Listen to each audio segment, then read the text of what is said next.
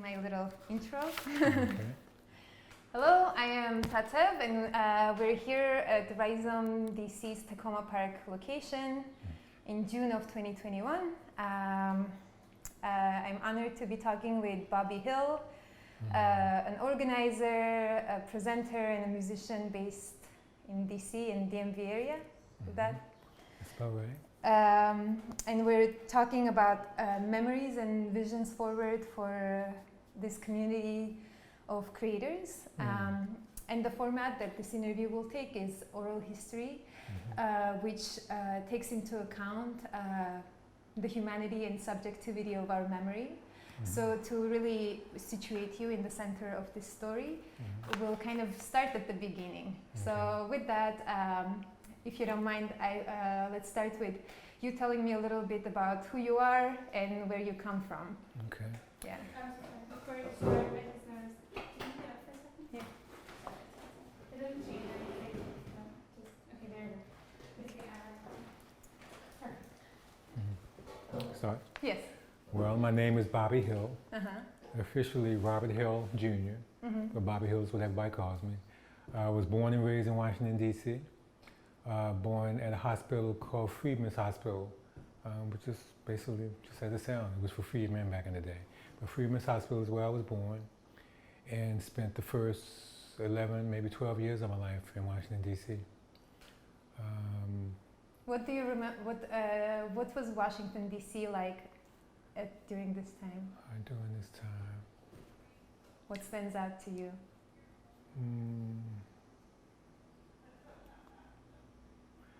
The alleys, for some reason. We had nice alleys where we lived, where people spent a lot of time. Not always doing good things, but the alleys were used. What else do I remember about the city?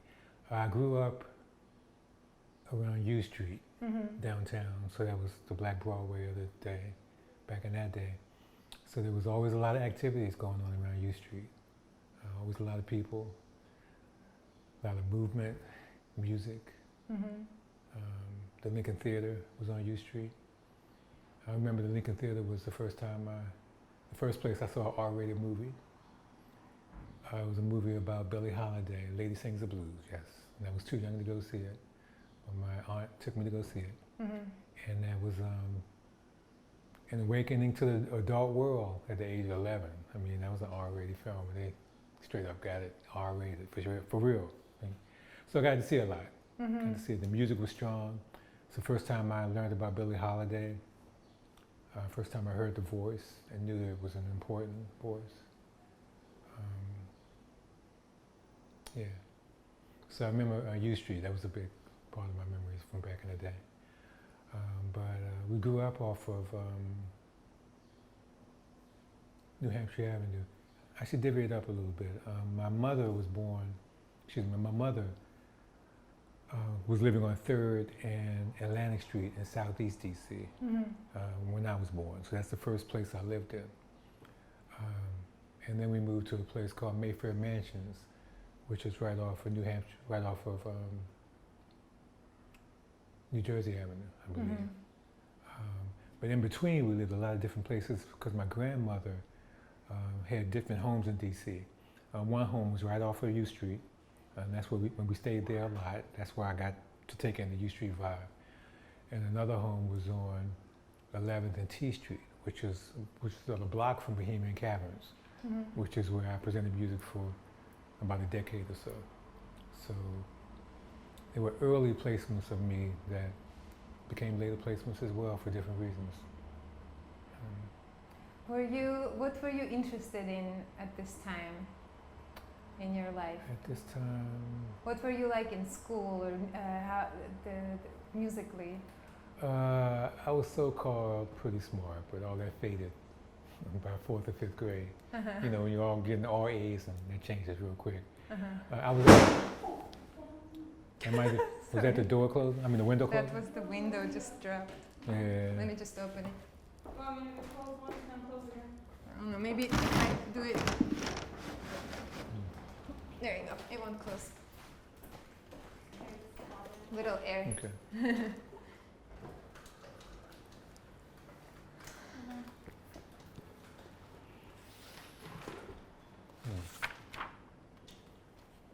Yeah.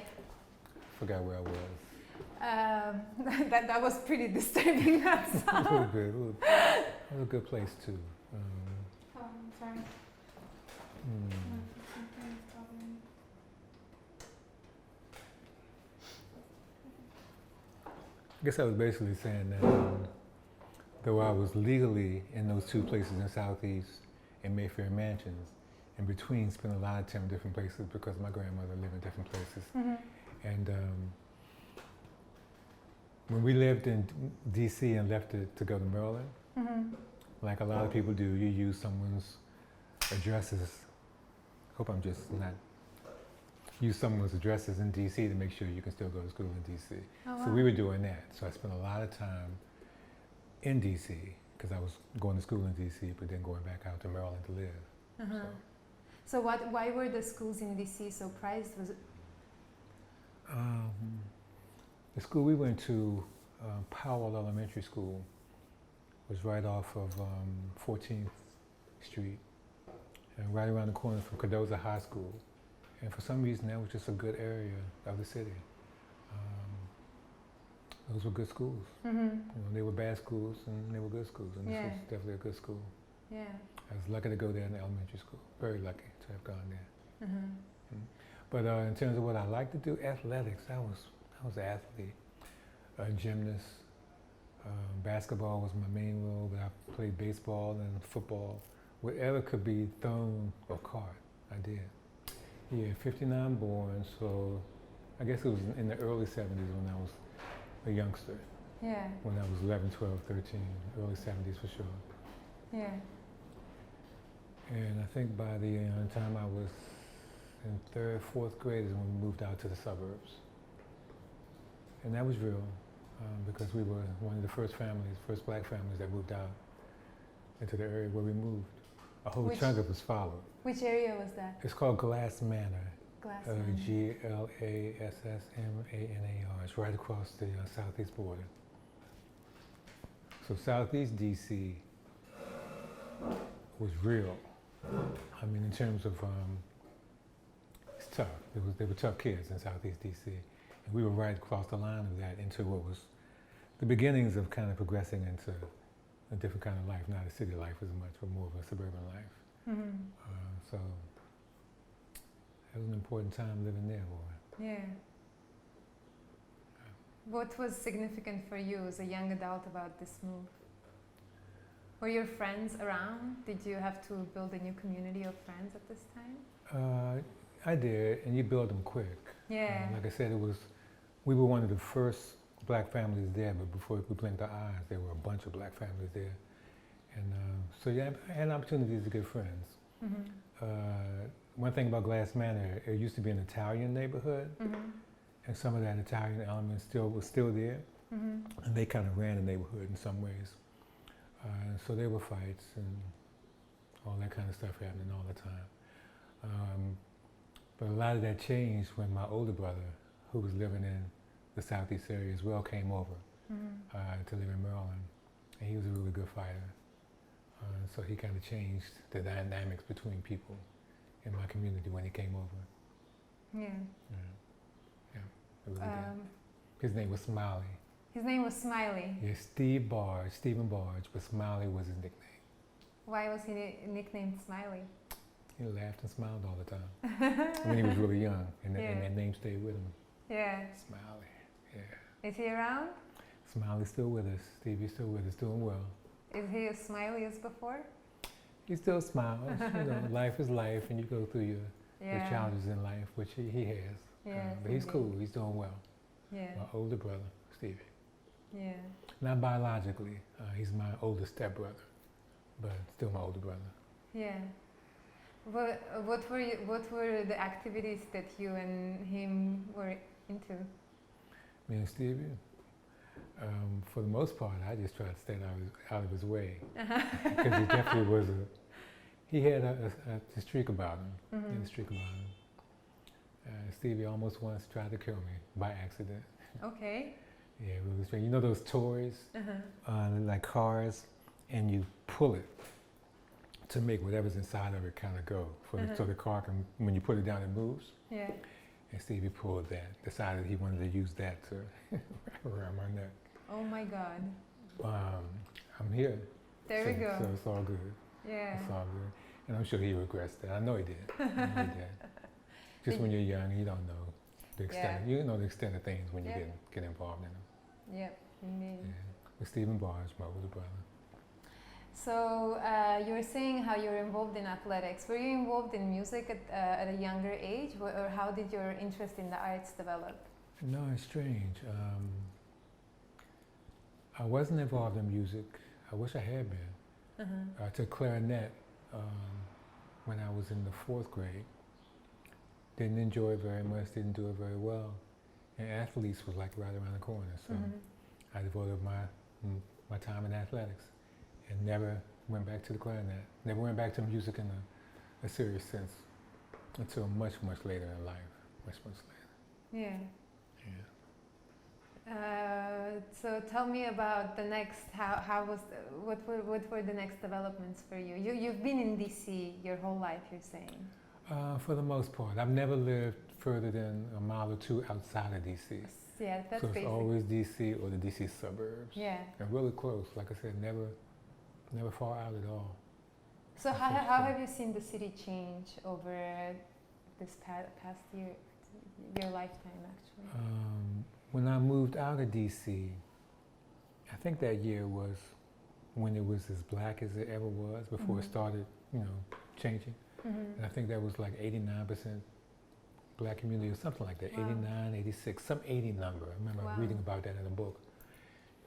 So I was in DC when it was at its blackest, and then moved to the suburbs when it was its whitest, and started taking in black folks that were moving out into the suburbs.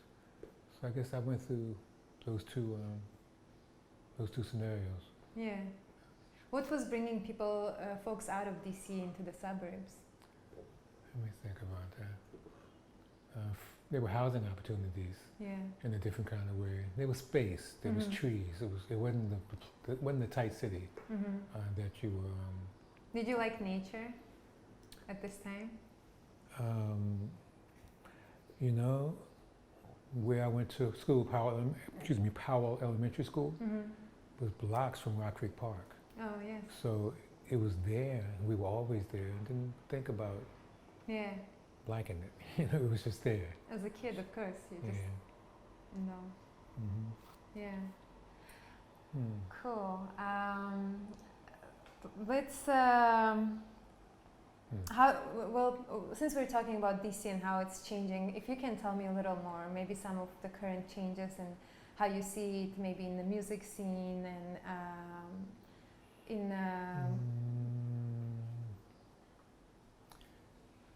It's hard to say. If you start with the Black Broadway that was happening around U Street and around the old Bohemian Caverns, I think back then it was called Crystal Caverns. What years around are we talking? That club probably started in the 50s. Oh wow! Easily in the 50s, and then it kind of went down, got kind of broken down, and then restarted later as some kind of caverns. I'm not sure the exact name, and then it became the Bohemian Caverns, which is what I know, and which is where I presented music at, as the Bohemian Caverns. So I guess I started presenting, I have it written down, but I think I started presenting at the Bohemian Caverns probably around 2014 or so. Yeah. And then Bohemian Caverns closed around the year when I came to DC. It did? Or next, soon enough. I've never actually got to experience this place, and I heard such wonderful things. Oh, it's a beautiful place. What about it? It was right in the city, so to speak. The club itself was downstairs, so you had to walk into the building, and it truly felt like a cave. You walked down the steps, and above you were cavernous feelings of being inside a cave. And by the time you got to the bottom, sorry about that. Just pick it up? Yeah. You need to check it? Okay. Understood. You can put I can do it here? yeah, that's fine. All right, cool. By the time you get down to the bottom of the stairs, that's when you open to the space. Yeah. There's a nice fireplace that's always in place. There may be 120 seats, but they're tables. So they're circular tables surrounded by chairs. And the stage is probably not much higher than that, if that high. It's probably more like half that high. So you really felt like you're right in there with the musicians. And you really are. You're really right in there with the musicians at Bohemian Caverns. And I think that was one of the nicest things about it. Yeah. The intimacy of it. Well, how many people? Sorry. Do you think you can shut off the phone? My phone's on? Yeah, it's ringing. Is it your phone or your watch? Oh, I'm sorry. No, it's all good. I don't know how I it's... only know it. I only hear it because I'm like right there. Yeah. I'm not sure if I know how to cut this daggone thing off, to be frank. I'm going to push as hard as I can. Maybe that's the one. I have no idea. Do you? I've never used one. This one, my Do you mind wife if I got. just put it over there? Yeah, you can put it wherever Okay. you need to put it. You're popular. I'm like, I don't even know how these things work I don't even- at all. I don't think they're calls. It's things saying you... They're text messages, I think, right? That's what I don't know. It's the phone saying you breathe well today. Oh, really? Thank you for taking 100 steps. It just Oh, it's counting your steps. supposedly. Yeah. It's counting my heartbeat, all Yeah. that kind of stuff. Yeah. So it's just talking to my physical self. Okay, I'm not sure where we Yeah, are. so we're talking about the space of Bohemian Caverns, and how many people fit into that space? I think about 120, maybe 140. Pretty intimate. Yeah, it's pretty intimate. Pretty intimate. Generally, people do 2 or 3 sets, so you know you can do 2 or 3 hour and a half sets, and people get some good music and walk away. Yeah. But it's very intimate. That's the nicest thing about it. It's very Yeah. intimate. Have you ever heard Ramsey Lewis, the in crowd recording? Yeah. You remember listening to it? It's a live recording. I heard, but I have not listened. Listen to it again when you get a chance. Okay. Because it really speaks to the intimacy. You can hear people responding to the solos. Ooh, ow. I mean, really Yeah. saying little teeny things. And it sounds like a community kind of performance. Yeah. And that's what you get at Bohemian Caverns. That's a nice thing about it. Yeah. If you can listen to it again, live at the in crowd, live at the, what's it called? The in crowd. That's what it's called, the in crowd. Where would I find the recording? Look online. I'm sure Okay. you can find it, and maybe just listen to it online. Okay. Yeah, I'm sure everything's online. Everything You is know. online indeed. Not everything, however. Yeah, it's Mm, true. true, Some true, things are true. not yet digitized. True. But Yeah. so much amazes me that you can get to, boy. So then, what happened to Bohemian Caverns? Tell me a little bit of that story. I wasn't behind the scenes, but there were some issues with the owner and management, and they weren't able to coalesce, and and they just decided to end the relationship and shut the place down. How? As simple as that. No one has bought it and continued with it ever since, and they can. I mean, it can happen. I think there's people interested in doing that, and there's discussions about doing that, but In creating a jazz space, venue space. what I've heard isn't necessarily opening up purely as a jazz club, but jazz and education, a mixture of the two. But so far it hadn't happened. Just talk, discussion. It's been Yeah. closed for a little while now. Yeah. Too long. It's a nice space. Something should happen in it. Something Yeah. really should. How do you feel about the fact that this beautiful place is closing in the coming months? Oh man. I'm not a poet, but I always say Rhizome is home, and it really is. It really feels like that. I mean, I live in Takoma Park, so I'm walking distance really away from this space. I've been presenting here for the past 5 years. Some of the nicest concerts we've done in the memory of me doing concerts have taken place in this place. And so many things that I didn't present myself, just coming here to hear music and see what's going on. It's going to be a big loss, big loss. What are some big memorable experiences for you at Rhizome, and why? I won't just stay with my things. They did this festival that explored Jim Fahey's guitar stylings Minimalist guitar. Oh, okay. Remember that? Mm-hmm. That was incredible. Is it 7th Satin Day Festival? Is that the one? Say that one more It was time. something 7th Satin Day Festival. It Something might like be that. it. That didn't I run. wonder. Didn't ring strong, but that might be it. But it was forever. I mean, it lasted like for about a month, I think. It wasn't just a couple of days. Okay. So that was one of the most original things I've ever seen. Just guitar stylings, all solo. So that was here. I saw a violinist named Daniel Bachman, who I'd never heard of, perform here. And he was extraordinary. I think he did solo violin here.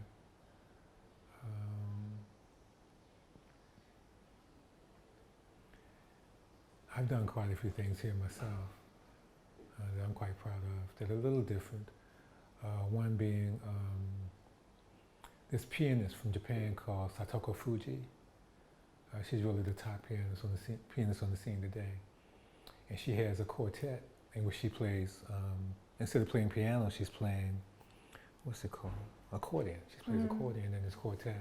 And the band is called Gato Libre. It's like a quartet of accordion, drums, bass, maybe trombone, some strange grouping like that. And that was here. And that was wonderful. That's one of my favorite concerts probably of all time. Did you say this was a Japanese group? Japanese quartet. Wow. Satoko Fuji is her name. Satoko Fuji, Fujii. She was educated, born in Japan, got her classical education there, came over to the States, went to Berkeley and got a jazz degree, professional jazz degree, and stayed in the States and furthered her music before she went back to Japan, and where she's living now with her husband, who plays trumpet. They've been playing together as a duet in different quartets and ensembles. But Satoko Fuji, she's probably one of the most interesting, most important pianists on the jazz scene today. And I'm lucky, very lucky to kind of be close to her at some level. One of the last concerts I did at Bohemian Caverns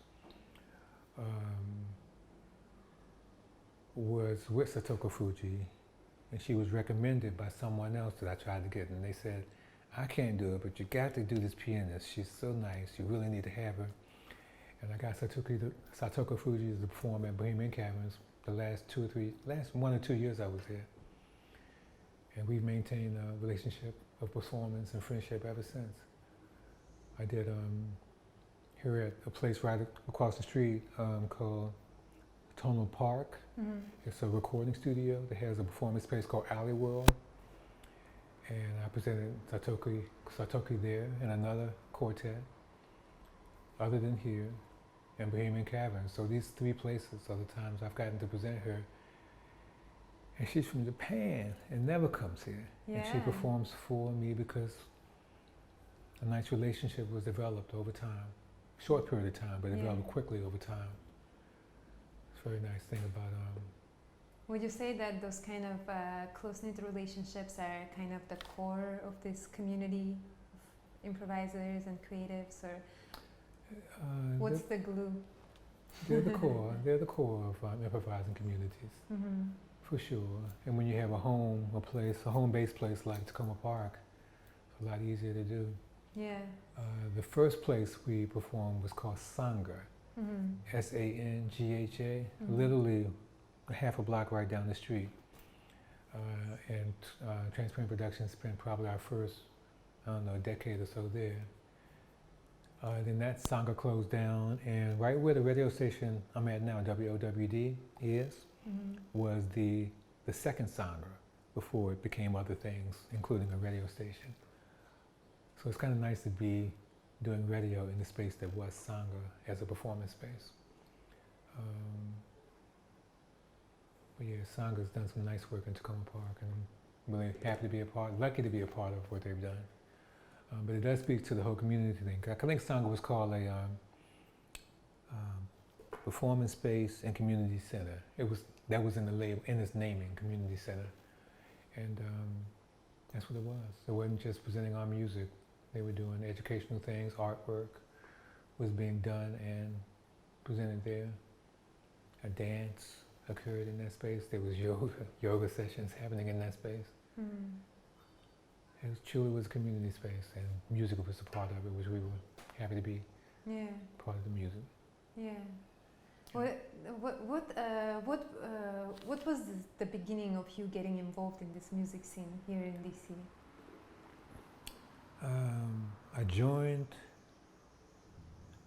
I did music in college. I think that was the first formal movement into music. You studied music? I didn't study music. I was a business major. Oh. I went crazy, and it crazy sounds to me too. St. Mary's College is where I went. A college about an hour and a half outside of DC. A liberal arts college, so it took me from here to the water, to trees again. But I started DJing there very, very early. I remember when I got to St. Mary's College and was walking to the place where you get meals, because I'm an eater. And I walked past a door that was open, and saw people moving around, heard music, and I just asked them what it was all about. What is this? And they said, this is a radio station. We're about to start radio station activities for this current season. And I said, can I be involved? They said, sure. And that's how I started as a DJ at WSMC for St. Mary's College Radio back in, I guess that would have been 1977. So I DJ'd the whole 4 years I was there. Most of it was a Thursday morning breakfast show. Again, food, I would go to get breakfast, so I might as well do a show. So every Thursday morning I did this show called Textured Expressions. Textured Expressions is a Herbie Hancock tune, and I would open up with that piece to start my program. So I titled it Textured Expressions. So I did that for about 4 years. And when I graduated from St. Mary's College, I came back home to the Washington, D.C. area. And WPFW, the D.C. station, jazz station, public affairs station, started in 1977. So the year I went off to St. Mary's College was the year they went on the air. So I heard them go on the air for that first second in February. I was in college by August. Yeah, by August. So I was spending each 4 years at St. Mary's College, but I would be back home to hear WPFW on the radio station because I was coming back home to be home, and I could hear that station. So I fell in love with WPFW while I was doing radio at St. Mary's College, learning the craft and all that kind of stuff, becoming a DJ, so to speak. And I came back home after I graduated, waited a couple of years, but I started going to a lot of jazz shows. There was a place called DC Space. DC Space was a place run by Bill Warrell, part of an organization called District Curators. But so much free jazz was happening at DC Space. And I used to go all the time. And there was this guy, Tim Cotton, who is, he's no longer with us. But Tim used to see me at DC Space all the time and said, man, you listen to all this music, you need to be on the station. Because he was already at WPFW doing a program called, what was it called? Tim Cotton, Wednesday Night Prayer Meeting, which is a Charles Mingus composition. So he did Wednesday Night Prayer Meeting. He was doing that already. Said I needed to try to get on WPFW. So I went over to WPFW, met Marita Rivera, who was the general manager at WPFW for many, many years. Did great work. And I was all hot thinking I had, a DJ, college DJ, piece of paper in my back pocket, and I could just do radio now. And I said, this is what I want to do. And we really said, oh yeah, this is what you can do. We need this room swept. Can you sweep that room? And I said, sure. I swept the room, and I came back and said, what's next? What can I do next? I think that showed her that I was really interested in doing whatever I needed to do to be involved in radio at WPFW. So I didn't get on the air right then. But going back to my friend Tim Cotton saying I needed to be on the air.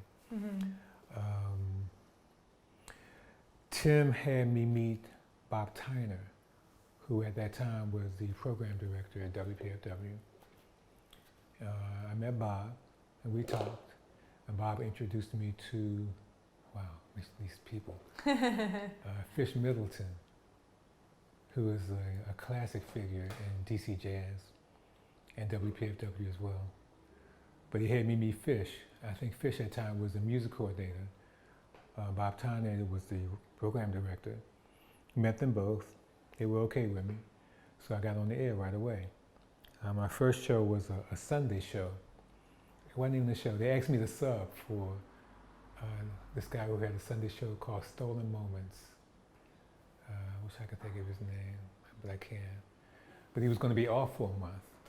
So I had a month of subbing opportunities to prove myself to them.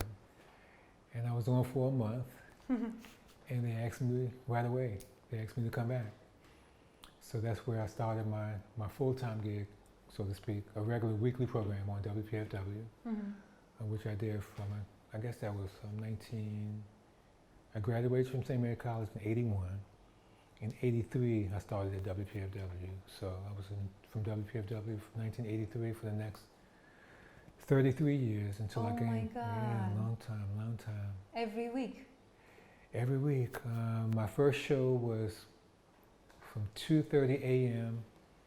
until 7 a.m. Officially Thursday night, but going into Friday morning. So. How did you stay awake? You just don't go to bed. You don't go to bed. You don't go to bed from your Thursday activities. You start planning your show. You stay up, still putting it together. And then you hop in the car and drive down to the station on 7th and 8th Street and you do it. Yeah. I had a government job at the time. And my government job was literally about 4 or 5 blocks down 8th Street from WPFW. So they allowed me to start my 8-hour job at, what would it have been, 7 a.m. so that I can go right there. I was getting off, I can go, I think my radio show was from 2:30 until maybe 6:30 or something like that. But I would go right to my government job, started, do my 8 hours, and then it was my time, then I can go home and rest Friday night or the whole weekend if I needed to. But I did that show, it was called, what was it called? It was Special Edition. It was named after a Jack DeJohnette recording and ensemble, Special Edition. So I did Special Edition for a few years, that overnight program. And I think I did well enough that they saw a need to move me into the daytime. So I went from that overnight show to Tuesday afternoon, 4 until 7. So right away, I went from overnight to a drive time show right away. I was lucky, really fortunate to be able to do that. I'm sure there was some credit there too. We'll Luck see. is one element. I like to think I did okay. I Yeah. did well enough to do that. Yeah. So I moved up to Tuesday afternoon. That's when I did a show called Special Edition and did that for a number of years. Then I moved to Thursday afternoon. And I think Special Edition continued on Thursday afternoon. Tom Porter was the program director, a new program director at that time, had an open mind about a lot of different things. And I was hearing hip hop. Even though I loved avant-garde jazz, I was hearing hip hop in my head. And he would see me start to mix hip hop music with this avant-garde jazz I was playing. Not on top of each other, but just song to song from time to time. And he saw I had an interest in hip hop. And we got to talking, and I told him I wanted to start a hip hop program. And he okayed it. So I started the first hip hop program in the DC area. I guess that would have been back around 1984. Around 1984, and it was during the golden age of hip hop. So it was right when hip hop was banging in so many different and nice ways. Was it locally made hip hop? Was there a lot of hip hop No, coming out of DC? No, hip hop was still, DC was still go-go. Okay. DC folks have ears for hip hop, so they started to hear it too. Yeah. But DC was always a go-go city Yeah. straight up. So this was music that was coming from New York and California, wherever. I was just buying it in the record stores and playing it on the radio, basically. And I did a show called The B-Side. And I did the B-Side for probably close to a decade.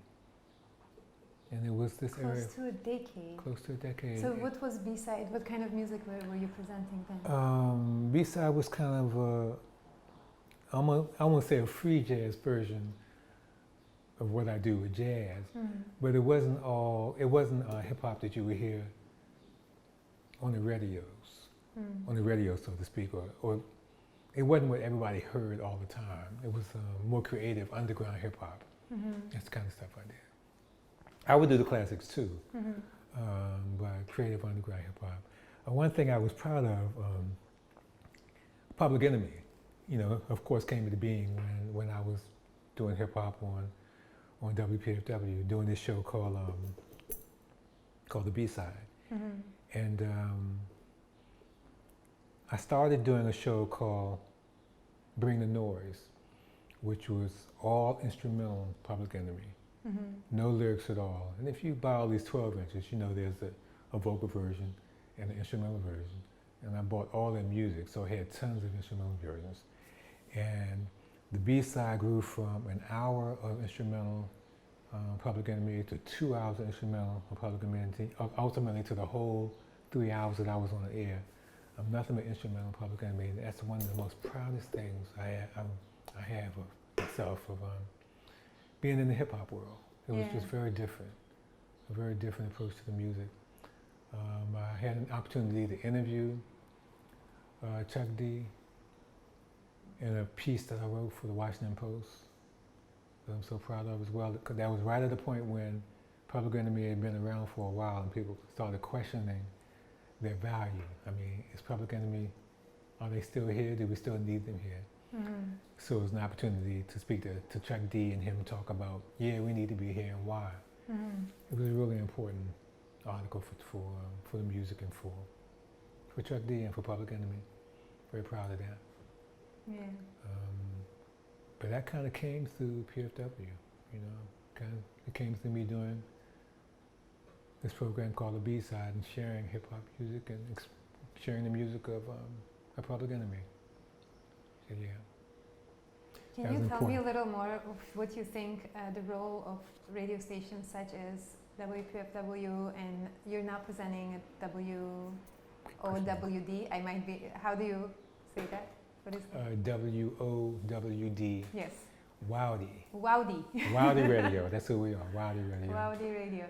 Can you tell me what your insights are about the importance of this kind of presentation avenues for the music and for other like Jazz and Justice? Well, simply for, just to start with jazz, I mean, it's America's classical music. I mean, that's a phrase that's used often, but it does define a creative art form that occurred in this country. And it was African Americans doing jazz. Very proud of that. I mean, it wasn't all African Americans. I mean, a whole bunch of people, Native Americans, white folk, everybody. But it was created by black folks in a big way. So I'm very proud of that, being an African American. And when I use the word black, if that's okay, can I define it for myself? Yes. I never use it as a color. I just don't. It's an acronym, a personal acronym that stands for beings, as you know, beings. Yes. Lifted from African civilizations and kingdoms.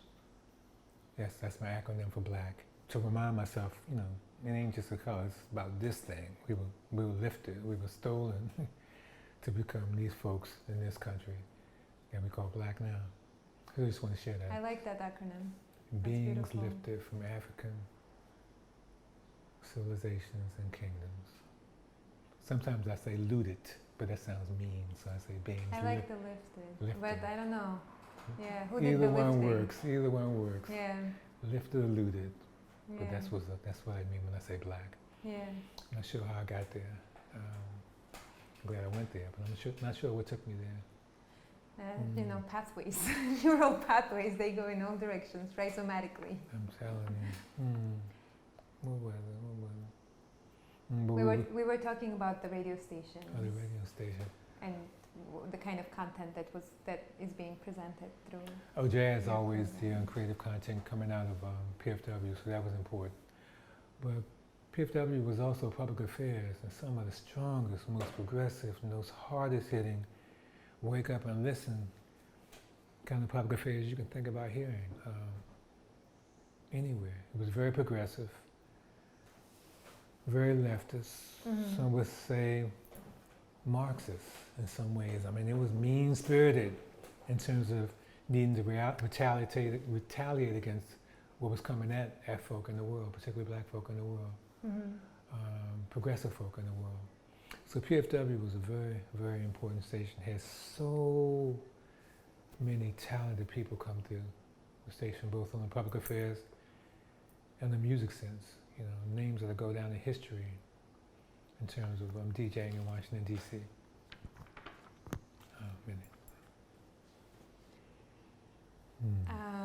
Do you remember how you found Rhizome first? Switching gears here a little bit. Do you remember your first time coming here? I don't, but it's easy. I commute by bike, and my last trek is right down Carroll Street.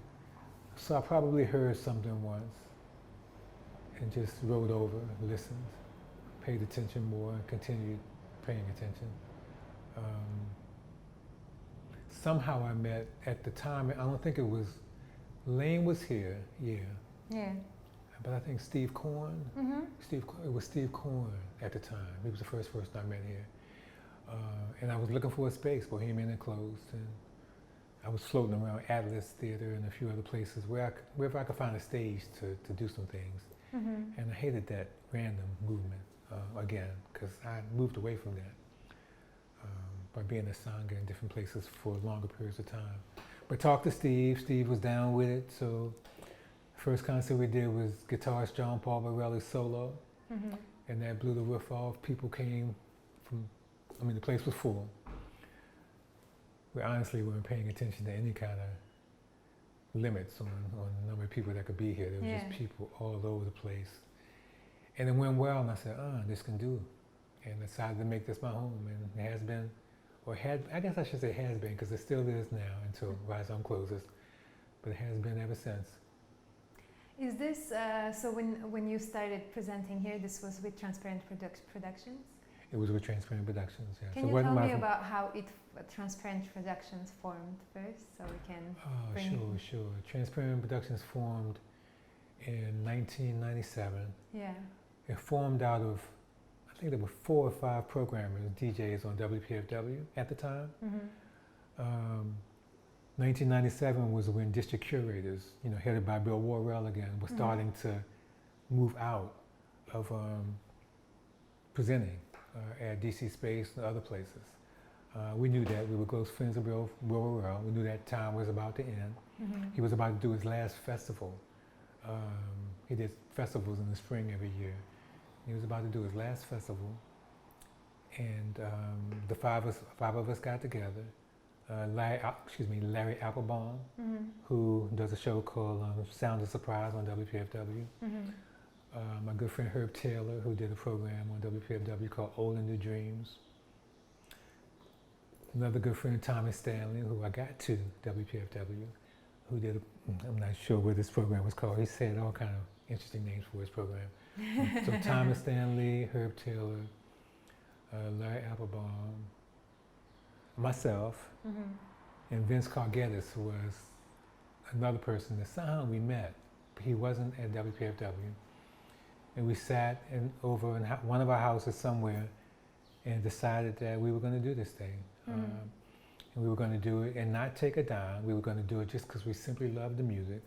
We knew there were people in DC that were used to hearing this music, either through Bill Warrell's District Curators or others that were doing this music over the years that I've been here, and that we have all been here. And we decided to form. We decided to do it where like I say, we wouldn't take a dime. We would all work together to present, and whatever one person decided to present, we would all support and be there, to help make it happen. Our first concert was part of District Curators' Spring Jazz Festival, and it took place at a place called Food for Thought. You familiar with Food for Thought? It was on 16th Street, downtown DC. It was a restaurant, but they also did live music. So we presented Joe McPhee, the saxophone player, and Michael Bissio, I keep getting something crawling on me. Michael Bissio, the double bassist, did a duet. Did well. That was our kickoff, and we've been doing it ever since. Yeah. Yeah. But we started as a collaboration with District Curators and Bill Warrell, Yeah. and built from there. Yeah. How is Transparent Production run now? Pretty much the same way. No, let me take that back. There were 5 of us really working hard the first 4 or 5 years. And life is life. And people started to peel away. Yeah. And it ultimately became myself and Thomas Stanley. Mm-hmm. Thomas was doing the website, but I was doing probably close to 99, if not 100% of the curating, which is getting the artists and making arrangements to get them into a space where you're performing. All the get them in and make it happen kind of stuff I was doing. And then Thomas decided it was time for him to pull out. And luckily, we've been able to get a few other people working with us. Clay Fink, who I'm now DJing with, and we share the show on WOWD called This Music. And Clay supports me on for Transparent Productions. As a matter of fact, this concert tomorrow, that's a tribute to Kevin Amira, the drummer who passed. This is his first concert. So Clay is curating that concert. So he's slowly starting to get into it. But it had been mostly me for a long time. But they have Chris, another guy, Chris McLeod. Chris is still with us. But he travels a little bit. He's a little distant from us. But started as 5, quickly rolled down to a couple. It was me for a bit. And now it's me and Clay and Chris. Yeah. We're still in here doing this thing. The same way. Nothing's really changed. We find a space, we make it happen. There's housing upstairs.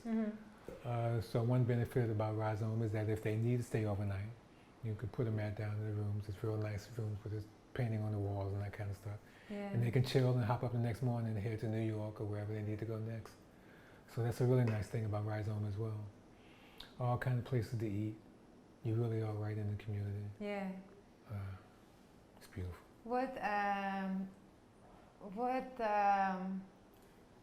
Sorry. Yeah. About this physical space, I would like you to like you're saying, somebody could just stay upstairs. It's kind of like a little mini hotel, venue, house, kitchen, backyard. Can you reflect a little bit how your presentation of music fits into this space and the uniqueness perhaps that this space provides for the community of artists? It's just a nice, quaint wood floored room. When you first walk up to the space, you walk up a series of steps and then to a door that leads to a very short hallway. First thing you look up to is some steps that go up to the top floor. So it makes you wonder what's up on the top floor. But as soon as you walk to the right, you see that's the room where the performance spaces take place. There's a kitchen just next to the performance space. One of the things that catches your eye is the piano, the insides of the piano. The artists play. Yeah. They really do. And they make it sound nice as well. There's a nice deck out back, open area space. Not a deck, it's just you walk out and there's a cement that you walk on for a little bit before you're actually in the yard. We've been presenting in the yard all this season because of COVID, and that's very, very nice. Yeah. So nice. They've changed the staging just a little bit and moved it to the far corner, which means more open viewing of what's happening on the stage. Yeah. Which is really, really nice. It works out. Do you think a similarly beautiful space will be found to replace, to just continue what's been going on here?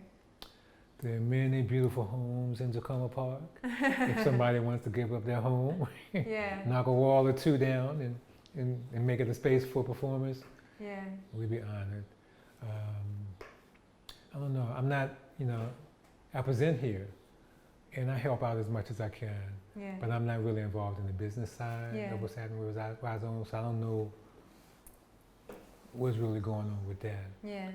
Well, we can just more like imagine your vision of what you would hope for Rhizome's next transformation. My hope would be another home where you feel comfortable like this. Yeah. I really hope they find another home.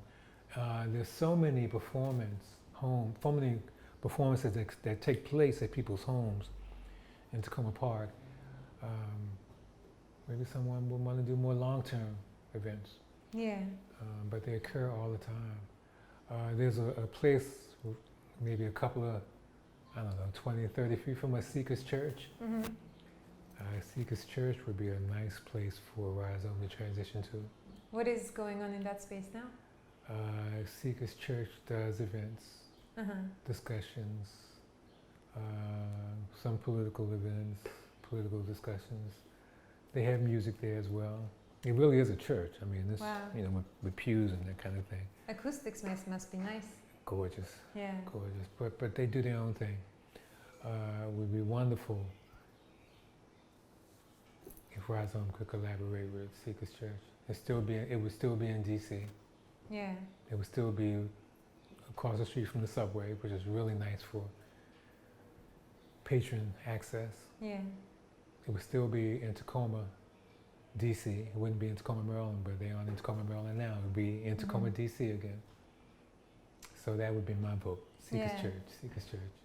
Why do you think, because I also feel this way, like it's a very comfortable space. This space we're in? Yes. Mhm. And a safe space, I would say. And Yeah. I would like to hear your insight about why you think that is. What makes it so?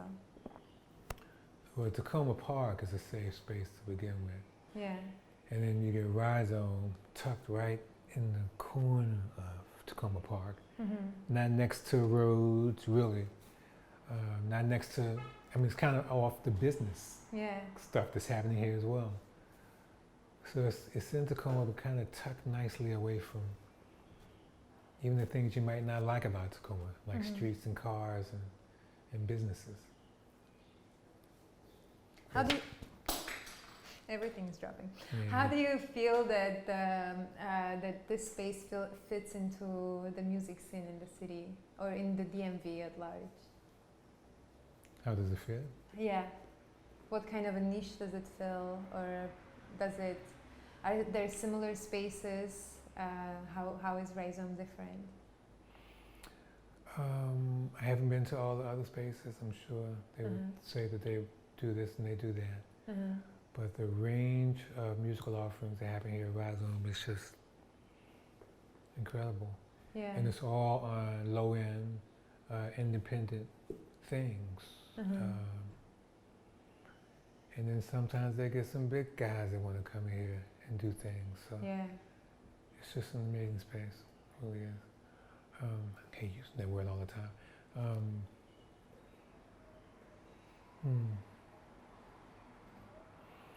don't know. Who are some of the important folks of this community and Important folks in the community? in this community?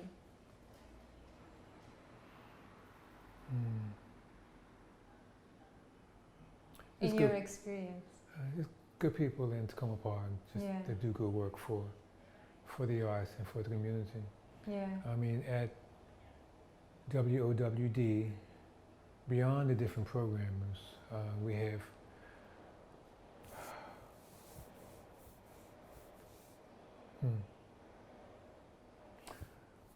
have our founder, Marika, who lives in Takoma Park, lives across the street basically from the station, was in radio much of her early life, was one of the founders of All Things Considered on NPR back in the day.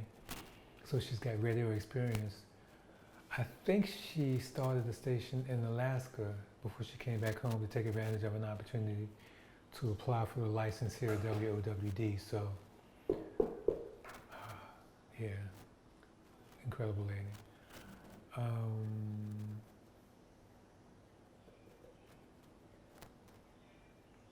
don't know, it's just different names that I could say, but Yeah. then I'd be leaving others off. Bobby, do you play music yourself?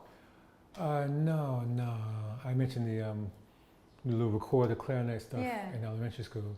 I took bass lessons double bass lessons for about a year, but So I had that wrong in my memory. For some reason, I thought you also, so you present music and not. present music. Now I do turntables. I do play turntables Yeah. as an instrument, and I Yeah. did that in this band called Mom Squared Okay. with Thomas Stanley and Luke Stewart. Yep. Yeah, I know this. We did that for. Maybe that's where I'm having. That could be it. That could be yeah. it. But also, took double bass for a couple of years. I mean, for about a year, maybe a year and some change, and had to discontinue it. Just couldn't keep it going forward for health reasons. But that's just life. Yeah. Yeah. Alright, so it is 7:20? Yeah. It's a good time to let you know. We'll go another like 15 minutes or so. Good? Or as long as you need. As long as you need. Okay. Yeah, so let's. We were talking about outside performances and how it's been really wonderful that in the past few months you were able to present. Yeah, we were lucky because we were able to transition here at Rhizome. Yeah. We have been doing live concerts here, live performances here for probably, we've been here every year since they started, so 4 years and some change. Yeah. And then the pandemic happened, and we were crunching. We were doing this wonderful season. I think right before we had to shut down and change up, we presented Tim Burns.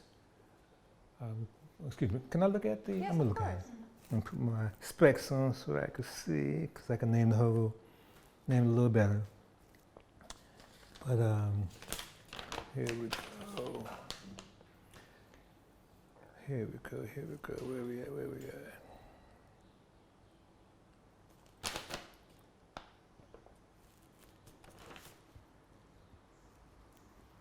All right.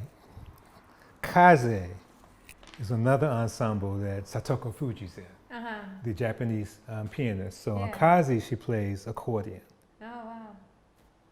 No, Kaze, she plays piano because we did that at Takoma Park, the performance space in Takoma Park. So we did Kaze, then we did the Ethnic Heritage Ensemble, who we've done every year for the entire life of Transparent Productions. You know about that? You know those wonderful performers. Beautiful. Then we did the Steve Swell Quartet, which featured William Parker, among others. And then our last concert here was Tim Burns' Son of Goldfinger Ensemble, which featured Chad Smith on drums and David Torn on guitar. And that was our final show of our 23rd season. And then Corona says, shut down. And because we've been planning ahead now for a number of years, we always plan our season in advance. The next part of our season had to be canceled. And these were performances by saxophonist Vinny Goleo. We were going to do a performance with Janelle Lepin, the gifted cellist, and her husband, Anthony Pirogue. Yeah. They were going to do a tribute to Duke Ellington with Brian Settles and Jerry Gilmore. We were going to participate in the 2020 DC Jazz Festival, which we do every year. We were going to present Marty Ehrlich and Michael Formanek in duo. We were going to present Kahil Elzabar and David Murray in duet. That got canceled. 6-6, which is a new ensemble by Luke Stewart with Anthony Pirogue on guitar, a duet called 6-6.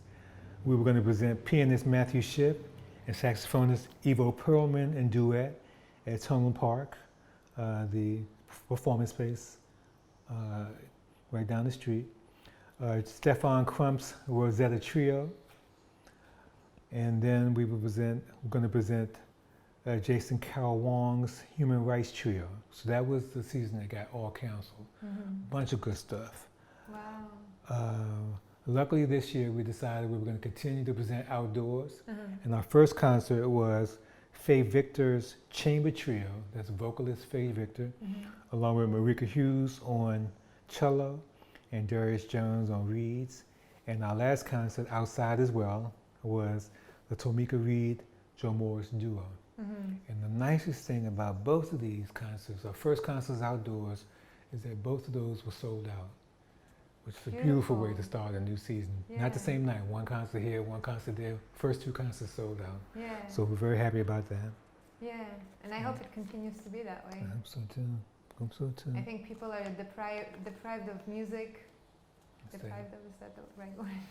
Well, the saying we use, Transparent Productions, comes from Henry Threadgill. We've been using it ever since we started. Yeah. Live music is it. There's nothing like live music and spirits. Yeah. And that's what we move forward with. Yeah. Live music is it, and we're trying to keep this live music thing going. Yeah, Very important. It's very different from recorded music.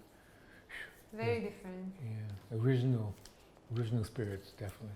Have you gone into any of these online concerts during the pandemic yourself? One. And that's because it was a very special one. It worked for me. In general, the online concerts just don't work for me. I'm sorry. Yeah. Maybe not. Oh, I'm not the only one? Absolutely okay, cool. not. Just I don't have work for me. not. No. Yeah, it's very different. I mean, I grew That up. presence of spirits and connection is just like it does not work on Google. And I grew up on Midnight Special and rock concert. You know, if I want to watch TV and see musicians play, I need to feel them. Yeah. Let's see. I'm not sure if I have anything more. I feel like we're all really hopeful that the next stage of Rhizome will also hopefully include an outdoor space. Yeah. Right? Because even outside of pandemic, it's just very nice to have that outside space to perform, especially on nice days like today in the It evening. reminds me, Transparent's first outdoor performing opportunity in Takoma Park occurred at the gazebo in Takoma Park. I forgot we used to do concerts there every now and then. Yeah. And that's a really nice space to do. You can't do it like, you can't charge people Yeah. to, it's too open. Yeah. It's too open. But I hope we do find another space that's very similar to Rhizome. Yeah.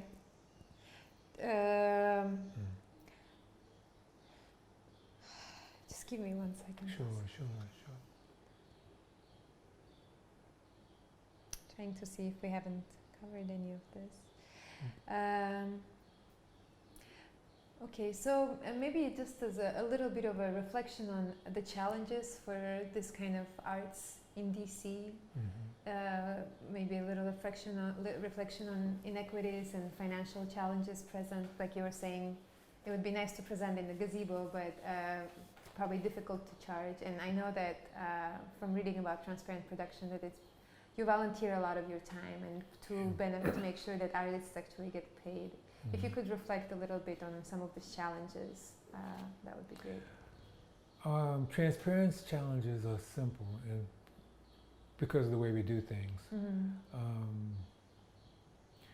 We find a space that gives it to us for nothing. They allow us to present in this space, sometimes a moderate amount that we have no problem paying when that moderate amount is asked for. But it's easy. We got the space. We have our relationship with the artists. They decide to come down. They pay for the traveling because what they want is the experience of playing.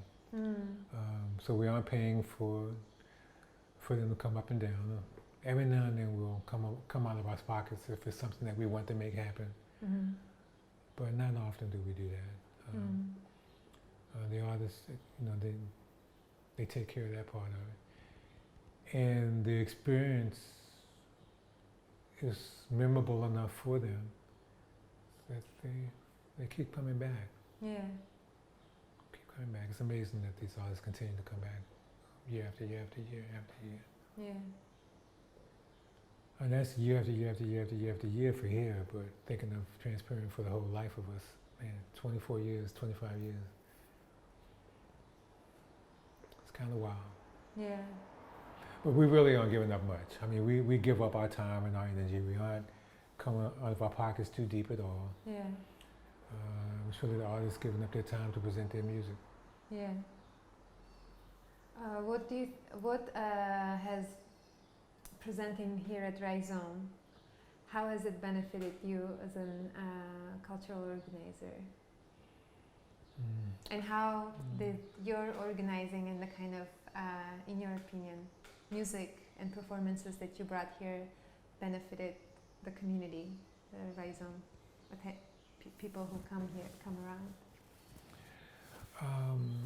On a real basic level, we get an opportunity to present things here that others won't. It's just such a different kind of music that doesn't have a home or a house. Yeah. And others won't. They just won't. Yeah. It's a shame. And again, we aren't the only ones with mindsets to do this. But we've been doing it for a little while and making it happen for real. Yeah. And I'm proud of that. And you, how will Transparent Productions continue? What do you see in the future? In the next, let's say, 5 years? What kind of, are we continuing to present this music? This music. You know, I love that phrase because that's the title of my radio program as well. Yep. This music. Exclamation mark. Exclamation mark. I would love to continue to present this music. It's hard to put my head on anything beyond our season, which continues until September of this year. And we end the season with a duet performance between Ravish Momin, an Indian multi-percussionist, and Val Genti, a woman who's plays turntables and bass. And that's I've met her you in met New Val? York. She's a bad woman, ain't she? Incredible, Oh, absolutely. This will be my second time presenting her. Do you know the poet Tracy Morris? No. She's in New York as well. She just got some major thing. I can't think of the name of it now. But Tracy Morris and Val Genti did a duet at Joe's Movement Emporium, if you know of that place. It's not far from here as well. So that's the first time I met Val Genti. That must have been around 2010, 11, something, going back a few years. And so it's nice to have her again. So Val Genti and Ravish Momin, they will be our final concert outdoor here at It's going to be a Rhizome. good night. Oh man, it's going to be a nice night. It's going to be a gorgeous night. Powerful night. It's in August? No, it's going to be late September. Late September. Yeah, probably the last Sunday in September. And we're doing Jason Wong that month as well. So Jason Wong's violin, our violin trio, Human Rights, will be around mid-September. And then later in September, we'll end it with Val Genti and Ravish Momin. Beautiful. I think the ensemble is called Speaking to Jules or something like that. But it's a nice duet. Yeah. Big music. If you can be here to catch that. I wish. Maybe, who knows? You never know. We don't know the future. You never know. Yeah. But that's how we end our season. And after that, I don't know. It depends on what Rhizome does in terms of finding a place that keeps me home in Takoma Park. Yeah, I really hope so. I hope so too. I really don't. I mean, I started in Transparent Production. Started in Takoma Park. And then we floated, Bohemian Caverns, the Atlas, we moved a little bit. And I really don't want to do that again. Yeah. It's nice to do it. It's a really special, just from today's conversations, it's people who I've talked to, their range of disciplines and interests and performances. And every person, like the common space, I felt that this feels like a home to so many, from so many different walks of life. And there clearly is a need for a space like this. So I hope that something, it will. I'm saying it here. You will or will. It will. Well, thank you so much, Bobby. Thanks, It was Tatiana, lovely very talking much. to you. It was a joy I will talking see to you you. tomorrow. You're going to be there, right? Yeah, I'll I come will by. see you tomorrow. Yeah. Cool, cool, cool. It's going to be wonderful. Totally. It's going to be melancholy wonderful. Yeah, I So- mean, that's a part of life. It is a part of Celebrating life. the death is a part of life. It is a part of life, no doubt, no doubt. Yeah. Oops. Let's, And creeks, spirits, those are spirits.